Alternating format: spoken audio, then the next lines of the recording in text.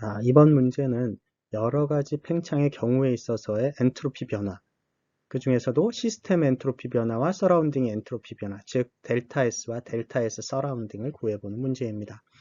예전과 마찬가지로 일단 문제를 잠깐 보시고 함께 풀어보시겠습니다. 자, 문제를 다 봤을 것으로 알고 문제를 한번 보겠습니다. 1.5바의 질소기체 22g이 가역 등온 팽창 PEX, 즉 외부 압력 0에 대한 비가역 등온 팽창 C는 가역 단열 팽창을 해서 그 부피가 12dm 상승해서 46dm 상승으로 늘어날 때 시스템과 서라운딩의 엔트로피 변화를 구하시오 하는 문제입니다. 우선 초기 조건에서 보면 1.5바라는 압력을 주었고 질소기체 22g 이렇게 줬으니까 g을 줬고 분자량을 줬기 때문에 우리가 몰수를 알 수 있죠. 그러니까 압력과 몰수를 주었습니다. 그리고 초기 부피 12dm 상승을 주었습니다. 즉 압력, 몰수, 부피를 알기 때문에 온도를 알 수 있겠죠. 대충 생각할 수 있는 개념입니다. 그럼 몰수는 어떻게 될까요? 몰수는 우선 몰수를 한번 생각해 봅시다. 몰수는 22.0g을 분자량으로 나누면 28.02g/몰이죠. 이렇게 나누면 몰수를 구할 수 있습니다. 이렇게 구해보면 0.785몰의 질소기체가 있다는 걸 알 수 있죠. 물론 TI도 구할 수 있습니다. TI는 NR분의 PV 이렇게 PI, VI고요. 초기 압력과 초기 부피와 그 다음에 몰수를 알기 때문에 TI 계산할 수 있습니다. 우리가 필요한지 안 필요한지 모르겠지만 일단 계산할 수 있다는 사실은 알고 있고요. 우선 A부터 한번 보겠습니다. 가역 등온 팽창의 델타 S는 우리가 이미 표에서 알고 있습니다. 우리가 강의 4와 5에서 이미 가역 등온 팽창의 델타 S는 NR, LN, VI분의 VF이다 하는 걸 알 수 있죠. 물론 이걸 잘 모르시면 강의를 볼 텐데 간단하게 우리가 정리를 다시 해보면 델타 S는 뭐냐면 T분의 Q 리버시블이죠. 그런데 지금은 가역 등온 팽창이니까 그때 Q를 그대로 쓰면 됩니다. 근데 가역 등온 팽창의 Q는 얼마냐면 마이너스 W와 같습니다. 그죠? 왜냐하면 가역 등온 팽창의 경우 델타 U가 Q 더하기 W인데 얘가 0이기 때문에 Q는 마이너스 W가 됐죠. 근데 W는 정의로부터 마이너스 인티그랄 PX dV죠. 그런데 가역이기 때문에 P로 바꿀 수 있다고 했고요. P로 바꾸는 순간 우리가 V분의 nRT 이렇게 되고 T가 등온이기 때문에 밖으로 나올 수 있고 인티그랄 V분의 dV 이런 꼴이 돼서 마이너스 nRT ln VI분의 VF가 되었죠. 잘 알고 있습니다. W를 구했으니까 Q는 마이너스 W입니다. 따라서 Q가 플러스 nRT ln VI분의 VF고요. 델타 S는 이거를 T로 나눠주면 되니까 T가 약분돼서 플러스 NR ln VI분의 VF가 됩니다. 쉽게 계산이 되죠. 따라서 N은 지금 0.785몰 위에서 구해두었고요. R은 8.314 J/per K몰이고요. 곱하기 ln VI는 12.0dm 삼승, VF는 46.0dm 삼승 이렇게 계산하면 쉽게 구할 수 있습니다. 이렇게 구해보면 8.77 J/per K를 구할 수 있죠. 그래서 델타 S를 구했습니다. 델타 S 서라운딩은 어떨까요? 델타 S 서라운딩은 가역 등온 팽창의 델타 S 서라운딩은 마이너스 델타 S 시스템의 델타 S에 마이너스를 붙여준 것과 같습니다. 델타 S 서라운딩의 정의는 뭐냐면 T분의 Q 서라운딩이죠.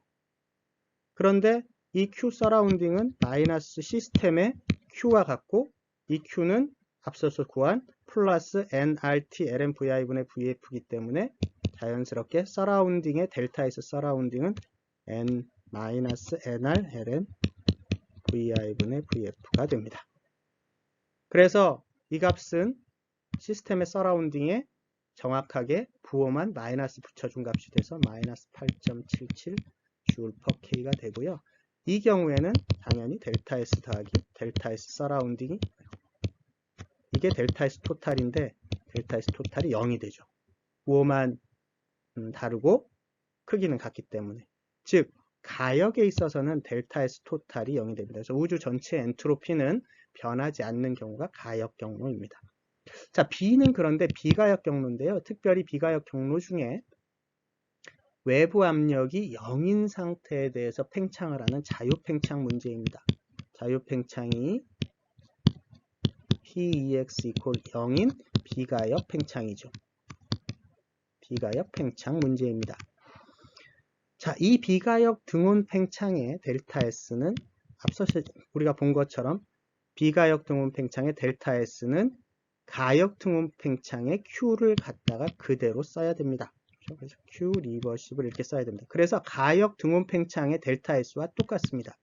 그죠? 그래서 NR, LN, VI분의 VF 가역 등온 팽창의 델타 S를 구하는 식과 똑같게 쓰게 되고, 그래서 그 값도 역시 8.77 J/K로 같아집니다. 같아지죠. 그런데 자유팽창의 문제는 뭐냐면 델타 S 서라운딩이 얘가 T분의 Q 서라운딩이 될 텐데, 비가역 이 등온 팽창 중에 자유팽창의 경우는 외부 압력이 0이기 때문에 W가 0입니다. 그죠? 왜냐하면 W의 정의가 마이너스 PEXDV인데 DW가 얘가 늘 0이기 때문에 적분해도 이 값이 0이 됩니다. 그래서 W가 0. 그래서 자유팽창의 경우 W가 0이 되고 Q도 0이 됩니다. 왜냐하면 두 개를 합친 델타 U가 등온 팽창이고 언제나 0이어야 하기 때문에 W도 0이고 Q도 0이 됩니다.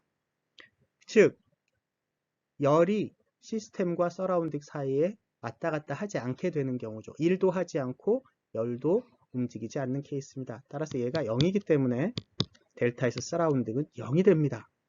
그죠?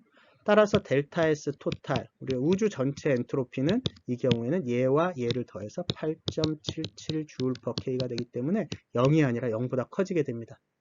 즉 우리가 익히 알고 있었던 것처럼 비가역 변화가 일어날 경우에 델타 S는 0보다 커집니다. 가역 경로에서의 델타 S 토탈은 0이고요. 비가역 경로의 델타 S 토탈은 0보다 커지게 됩니다. C번의 경우를 한번 볼까요? C번은 가역 단열입니다. 가역 단열의 경우 델타 S는 T분의 Q 리버시블입니다. 근데 우리가 단열의 특징 알고 있죠? 단열은 뭐부터 생각해야 된다? Q가 0이다. 근데 지금 가역 경로니까 그대로 Q 0을 그대로 갖다 쓰면 됩니다. 그래서 델타 S는 0이 됩니다. 델타 S 서라운딩은 마찬가지로 T분의 Q 서라운딩이 됩니다. 그런데 단열의 경우 Q가 0이기 때문에 시스템으로 들어온 Q도 0, 시스템에서 나간 Q도 0, 즉 서라운딩의 Q 변화도 0이 됩니다. 따라서 역시 델타 S 서라운딩은 0이 되고 두 개를 합한 델타 S 토탈도 역시 0이 됩니다. 이게 가역 단열의 특징이죠.